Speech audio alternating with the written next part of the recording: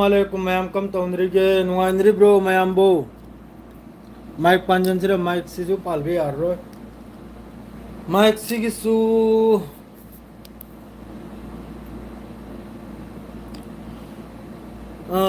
subscriber kharamsu yam sathina mabuk nungairaktre gaza gi pausi taning de habgre yauruk le kariga di tauriba zulum se si englega kanamtana su si di aina haire isidi subscriber मखैद बहुत वालिम निको अइना पाउ पिरे इसी बहुत वालिम नि अइ वाखलदा 100 अइना पाउ पिरे इसी गजागी अइ वाखलदा 10% खक तो ओरमगनि को अइना मयामदा पाउ यो होले इसे ओनली 10% खक तो ओरमगनि गजागी ओरिजिनल पाउ दगी मरु ओइ बदुता असिदा मयाम मा मकुप लई खिराब मनुंगदा वेस्ट बैंक द लई खिरि जिनिन द लई खिरि सेंट्रल गजा द लई खिरि नॉर्थ द लई खिरि साउथ द लई खिरि राफा बोदार लेखिरी सुम तौदना मफम खुदिंग मक्ता नुमित चुप थौदोक से नुमित चुप याखोइगी नुमित चुप सहित ओइरिना आलिमुद्दीन CDC4 करी हर नोई खंगद्रे आलिमुद्दीन भाई CDC4 हर से कनो खंगद्रे आर के ब्रो ईरान की सो तल तल हर के तल पाव से अखोइना सिदा अइना दुम खर हाइजरिसी मयामना अदुम थाजबिदबा लैब तारगसो अदुम अखोइगी हौजिकता गजागी दमकता रिपोर्ट पीरिसी अल जजीरा अमसुंग अल मयादिन हारिसे असिदगी पाउ पुनमक्सी अतै यूट्यूब तो ओइगेरा माद्रेदी न्यूज़ चैनल दो ओइगेरा सीगी चैनल अनि सिदगी लोइना लौथोर इमना लोइना लौथोर इमनि माद्रेदी येंगो अयामबदा हमास की तरफ तक सो मादरी अल कासिम की तरफ तक सो मादरी फिलिस्तीनियन जिहाद की तरफ तक सो जो एम्बुस तौरेगा मादरी मरकाबा तेंग मादरी IDF की मतलब जो अटैक तो बगे वीडियो से मखोने रिलीज तौर से अल जजीरा अमसुंग अल मयादिन असिदा मखोने रिलीज तौरना अदुना मनुंग दगी पाउ पुथोर इसी बस अनि सी खक्ततनी असेंग पाउ पुथोर इसे असिदगी मयामना खरमगा हपचलमगा खरमगा हापतोक लेगा मादरे सेमदोक लेगा मादरे दी वारी सिखर सांगतक नाम कर नपसल लेगा अते एते चैनल अखोय यूट्यूब तो ओइगेरा अमद ओइगेरा सिदम को फोंदोर नाम दो अखोय ना दुनते अखोय ने डायरेक्ट स्क्रीनशॉट तो महा की पाउदु डायरेक्ट पारगा खंग यारे खंगले खंगद्रे ट्रांसलेट तौरगा अखोय लोन ना ट्रांसलेट तौरगा हिंदी अमसुंग बेंगोली ने ट्रांसलेट तौरगा पाउदु पाथोक लेगा मयाम द पाउस यो होले नाम आदो होजिक गजा की नैना होजिक एवं फिलिस समना हरगे सिदा मयामम दी मबुक नानफसु यावनिको मादमुक हक वानी इजराइल की अगेंस्ट नहीं फाव सुयाम इस्लामिक कंट्री सिना वा मंगांग खिद्री असुयाम ग्रो 57 कंट्री ने इस्लामिक खंदने एवं असिदे सियासु यावनि सुन्नी सु यावनि ना सिया न तौब नंबर ना सुन्नी न तौब नंबर 57 कंट्री ना गंता मगी फाव लान थिमंगम खिद्री इजराइल बो सी असंगवानी सी नोय हमेशा ज्ञान गंताम की फाव लान थिंगंगम की नहीं 1947-48 तगी इजराइल से लान से हौद्र लान में फिलिस्तीनी मकई का इजराइल का लाल बतो को सीधा ममांग दा फिलिस्तीनी मकई न खर लाल की भी याव करे खर लाव की भी याव करे करेगा दी दुनियादारी दे चक तना लम लांग से पंगी ते थोगी ब पंगी ते पिथोगी ब मतम दुदा अदुना तला माइके मरी दगी यहूदी मखैजी चंगलक लेगा अदुगा सेटलर मफम अमम द अदुम नमिचु हौजिक सु गाजा मनुंग द नहल कैबिनेट की तरफ तगी इजराइल की कैबिनेट की तरफ तगी 22 सेटलर तहलबगी विलेज गांव तहलबगी अदु पास ओइग्रम इजराइल की कैबिनेट की तरफ तगी वेस्ट बैंक दादु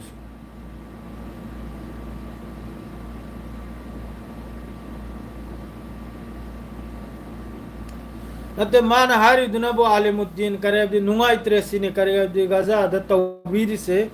मान हाडु से में गजा द जुलुम तौबीरी से मासी ताबंगम लक्त्रेसी ने हाइजरी दो मान के नुंगाई त्रे मा दो ए ना हाइगरे एमु याकोई फाव तारी होजी याकोई दी चमना हब द मिचम नि याकोई दी मिचम हब दु याम साथी ने कोई होजी आइगी वीडियो एम बिरे मखैजरी मिचम गांग त्रा बा होजी अचो बसिया दे सुन्नी देश लई खरिया बा असीना फाव गंताम के लान लेवल बंगम दे इजराइल की एगेंस्ट वा मंगांग बंगमदे वा म थम बंगमदे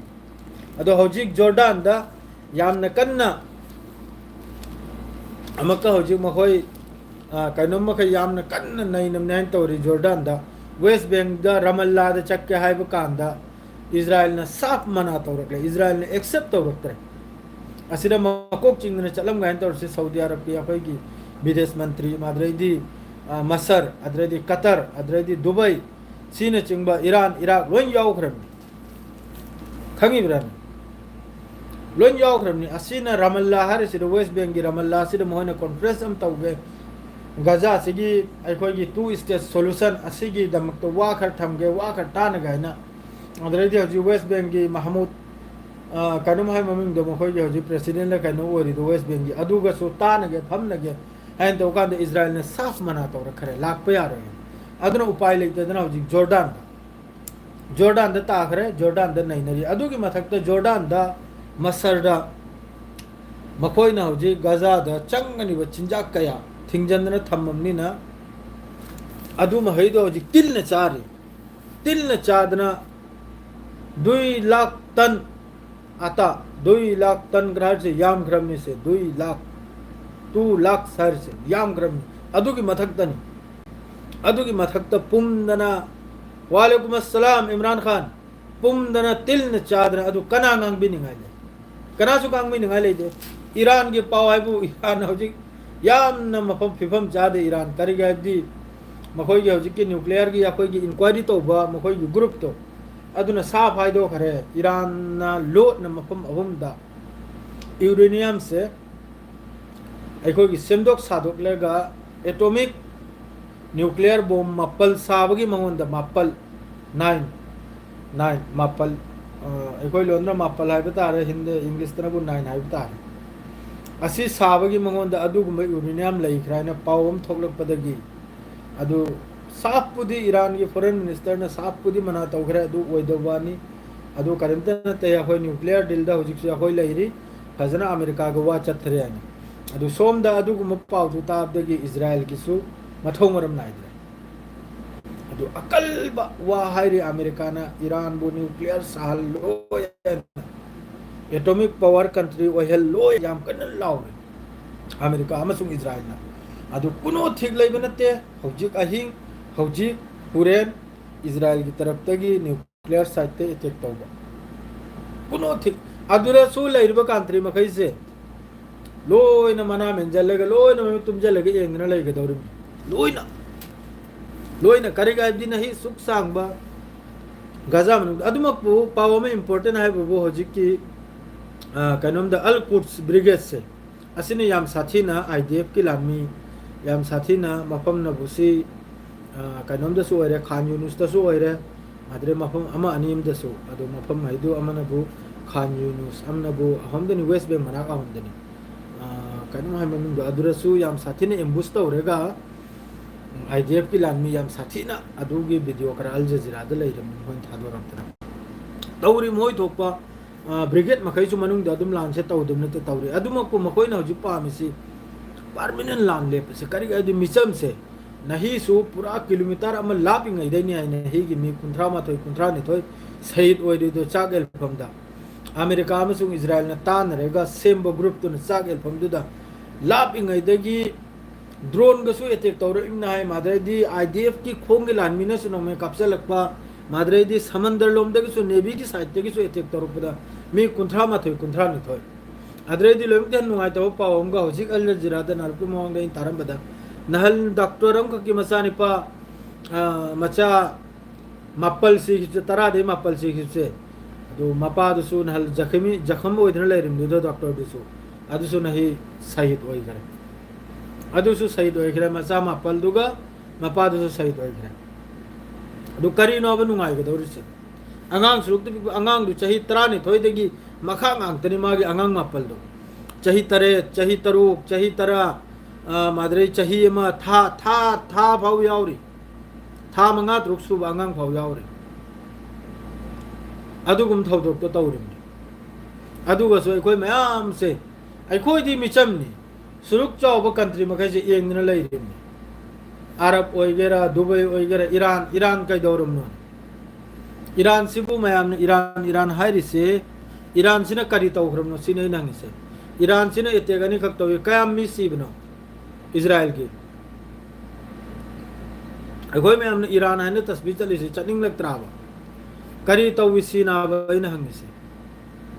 गजा के कनाम तो लई तमनी गजा बस के मियोय कत्तगनी लाम तौजे अतै कनाम लई बनते अतै कनाम लई बनते अतै अखोई मी नत्तबिदा हौजिक इटली दगी जहाज लागी इसिंगी लंबीदा गजा की मतेंगी दमकता अदुसो असाय अल मयादिन द थेंगनि पावदो आ इटली दगी कइनोम हाइबो फिल्म अदुगी मखोय डायरेक्टर करा मखोय हीरो करा नि हौजि लाइसे जहाज तुदा चानिंगा थकनिंगा हाप लेगा डॉक्टर डॉक्टर पूरेगा इटली दगी नि जहाज थोखरमनि अदुगुमबो दो अतई अतई धर्म द चप मीना गजा की दमकता याम साथी न थवाय थादोरे अदुमकपु या खोईगी मी ओइरगा अखोइन लैरिबा कंट्री मखैसिगी मी मखैसिना गजा की मरम द करीमत खंदा करीमते खंदा बस करीनो अमक्तम कोंडेम तोरंगनी हौजी मी कुंथ्रा माथोय कुंथ्रा नि थोय हौजी चाक लोफम दा आईडीएफ की तरफ ते कापतन हटली दु सहित तौथोई दु अदुई मथक मी चाम गो चनी की न यादनी मी असोकपा मी चनी की न यादनी मी असोकपा हौजी की मफम दिला मी चनी की न यादना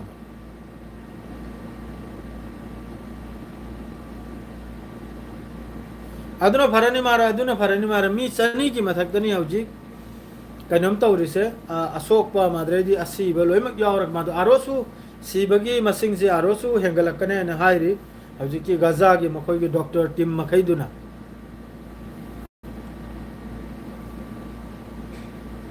मानी ने मागी बेक्ता कनासु लेते हेबदो असेम बवानी अदुदा पुरो सक तौनिंगाय वा करिमता लेते इमरान खान नंग नाडो बिल्कुल असेम बवानी महाक की मतुंगदा महाक को सपोर्ट तौनिंगाय कनामता लेते अदुना बुमासु खोंगसि चौजलबा ngamद्रमी नहीं देखरनी मुमांगदा सऊदी की फॉरेन मिनिस्टर चपद्र मंगोंदा मना कोंगदा हायरममनि माबु नंग न्यूक्लियर डील से तौदव तारगदि नंगी नथक्ता इजराइल अमसुंग अमेरिका न लांसी तादौरेना हौजिक इजराइल अमसुंग अमेरिका की एम से ईरान सिनाबा ईरान से हौजिक याम साथिन वांखलएबा अद्रेदी ईरान ना हौजिक मखोय की साइट अमा अखोय की एयर स्पेस से बंद तौजल खरे ईरान करी की बंद तौरिम नाइदा मखोय मिसाइल टेस्ट माद्रे अमा म टेस्ट तौनि हायराबा हयेंग 2 जून फावबा हयेंग फावबा बननाबा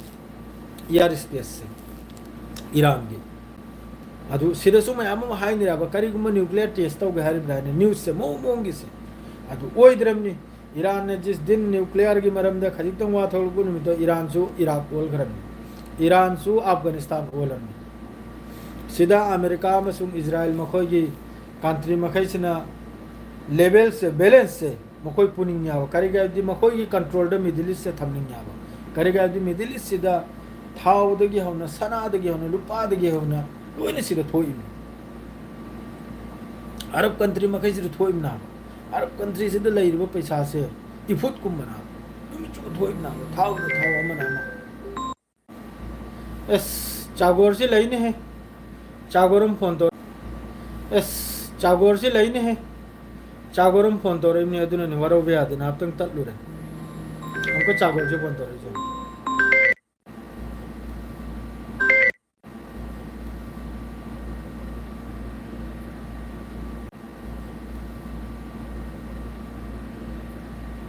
हेलो कहीं तत्क्रमारे ने हे दोसा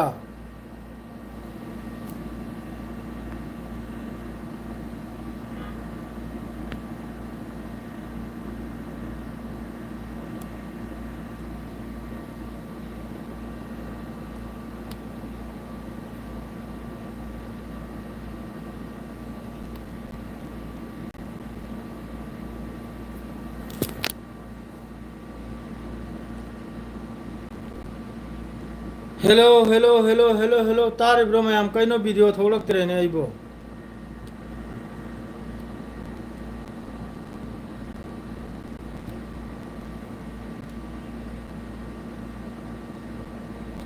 कहीं फोटो थोलक्तरीसे